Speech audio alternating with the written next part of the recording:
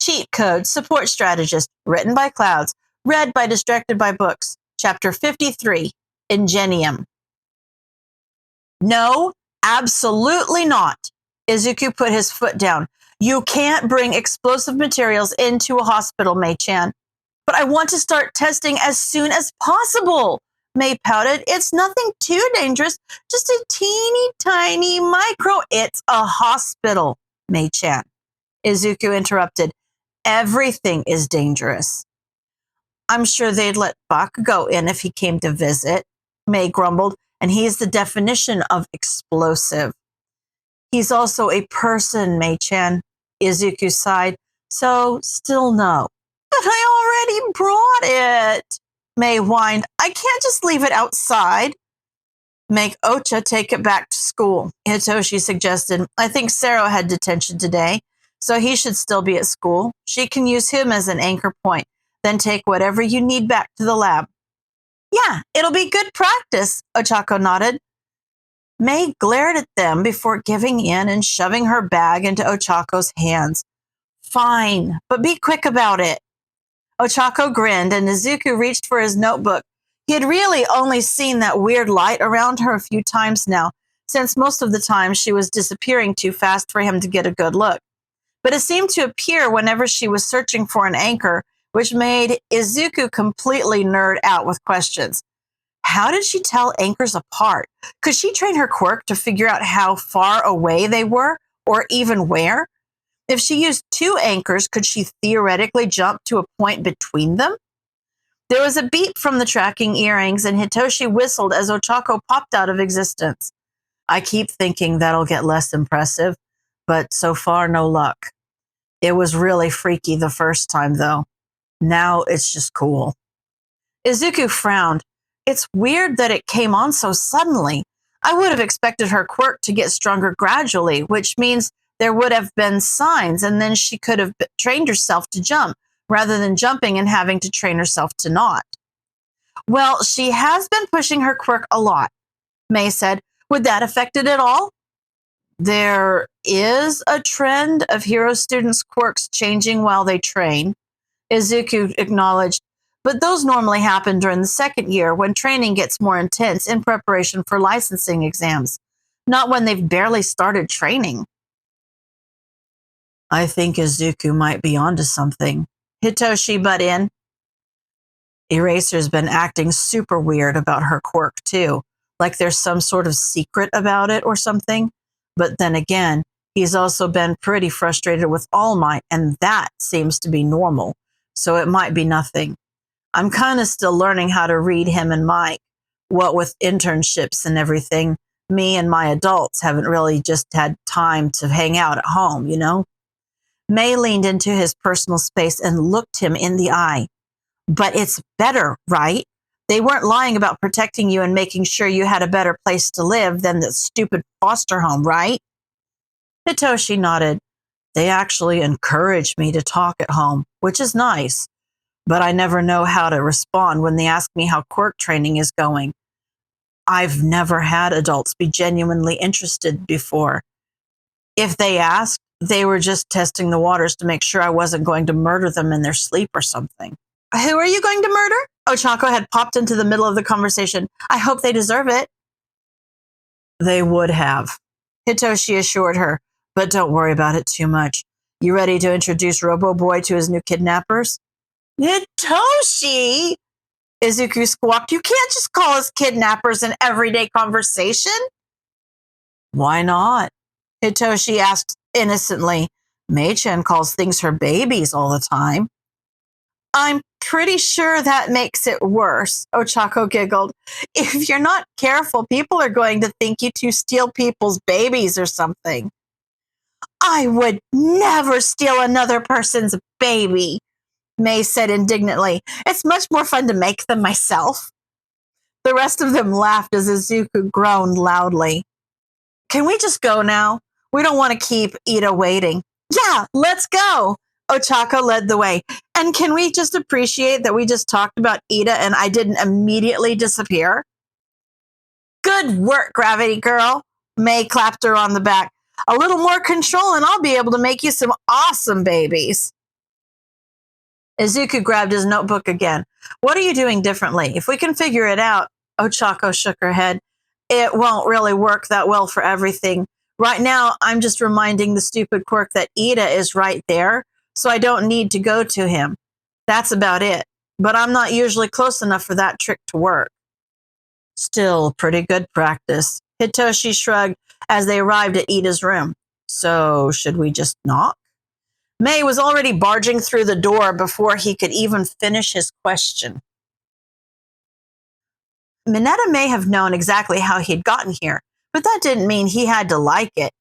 Seriously, how had All for One stayed in power this long if he thought it was a good idea to send a first-year hero student against a serial killer? What kind of stupid plan was that? He wasn't actually going to fight the serial killer. Unlike Shigaraki's beloved sensei, Mineta wasn't an idiot. If he faced Stain head on, he was going to end up like Ida, or probably even worse. So, no thank you. That didn't mean he was giving up, though. There was more than one way to skin a cat. He looked around the alleyway one more time, making sure all of his traps were in place before taking out his burner phone. He'd stolen Mount Lady's login information for the Hero Network during his internship. Not that Leet spelled big ass lady was a very secure password to begin with, but it gave him access to a lot of the investigation files he wouldn't have been able to access as a student, and allowed him to make some connections that made him doubt the competency of the Hero Commission.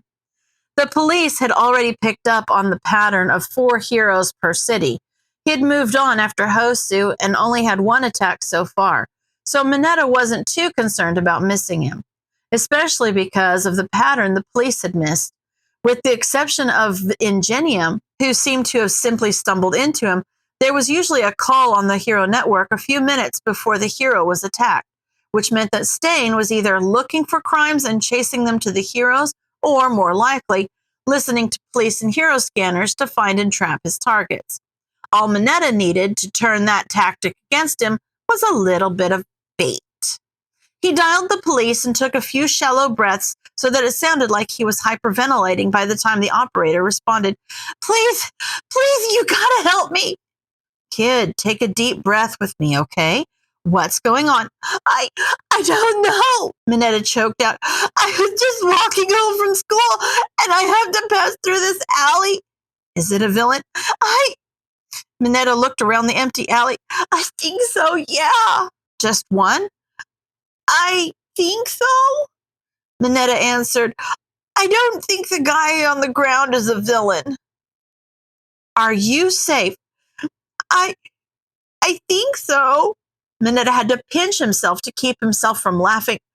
Oh no, he's coming this way. We're sending the nearest hero to your location. Stay hidden and stay on the line. Mineta rolled his eyes and slammed the phone on the ground, stomping on it for good measure. According to the Hero Network, the nearest hero was some D-lister by the name of Slugger, who had a reputation for leaving the difficult fights to other heroes while he warmed the bench, which should be a tempting enough target to bait his real target. He used some of his balls to scale the wall and watch the chaos from the roof. All that was left to do was wait for a bite. Tenya stared at the sheets and tried to ignore Tensei's disappointed glare from the corner. He had just about as much success with that as he had with ignoring his parents' tears the past few days, which was to say, practically none. Why had he let his anger get the best of him like that? Why hadn't he talked to someone or thought through how it would affect his parents to have not one, but both of their sons lose all chances of being a hero within 2 weeks of each other? Why had he been so prideful as to think he could actually take on Stain? Tensei sighed. How are you feeling? Strange, Tenya responded. My arm hurts. Tensei frowned. I thought Recovery Girl was able to repair the damage in that one. Maybe there's something wrong. We can call the doctors. Not that one. Tenya cut him off. I think they called it phantom pain. Oh, Tensei said softly. I'm sorry. It's not your fault that my stupidity got me injured. Tenya said firmly. I should have been there for you. Tensei looked like he was going to start crying again.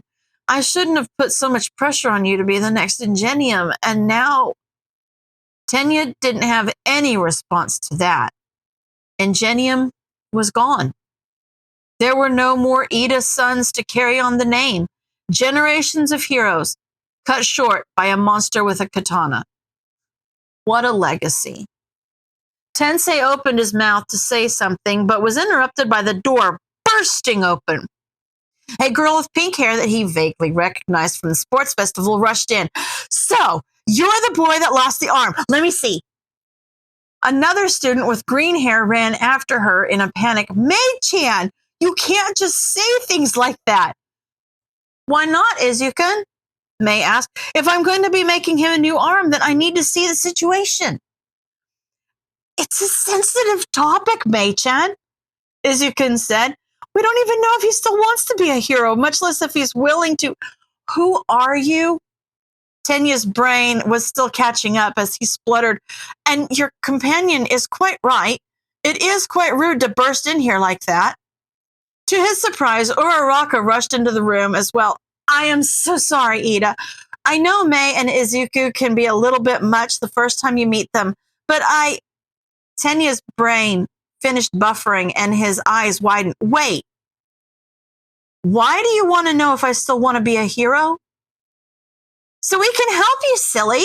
Mei had pulled a tape measure from nowhere, and Tenya flinched as she started measuring his shoulder. Are you allergic to any metals? How well do you respond to radioactive materials? Shinso walked in, and for some reason, in contrast to Uraraka's arrival, his arrival made complete sense. These two must be the support students, Midoriya and Hatsume, that helped him win the sports festival. It still didn't make any of this make any more sense, but at least someone was here who knew how to navigate the chaos. They want to make you their new project, just like Ocha and I have been. Shinso said, I'd recommend just rolling with it.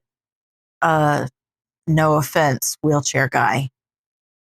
None taken, Tensei said calmly. But what would this project entail exactly? Cyborg hero! Mei shot him a manic grin. Half man, half groundbreaking Hatsume tech. Midoriya sighed. What she means is that she wants to make him a new arm. A lot of heroes have managed to continue their careers after losing a limb, ectoplasm being the prime example. But it'll be difficult, and I'm sure there's a lot of different issues. So don't feel obligated to, I can still be a hero? Tenya asked softly. But Well, you're still going to get in trouble for the vigilantism, obviously, Shinso said, but you're still a student, so enough community service and a probation period should be enough to put you back on track, if you can manage to get Nedzu on your side. Do you want lasers in your fingers? Mei asked, then nodded quickly. I'm giving you lasers in your fingers. From the corner, Tensei cleared his throat. Hatsume, was it? What do you know about modifying wheelchairs? Mei grinned and Midoriya started scribbling something down in his notebook. Tenya felt vaguely terrified, but also oddly hopeful for the first time since the sports festival. What had he just signed up for? End of chapter.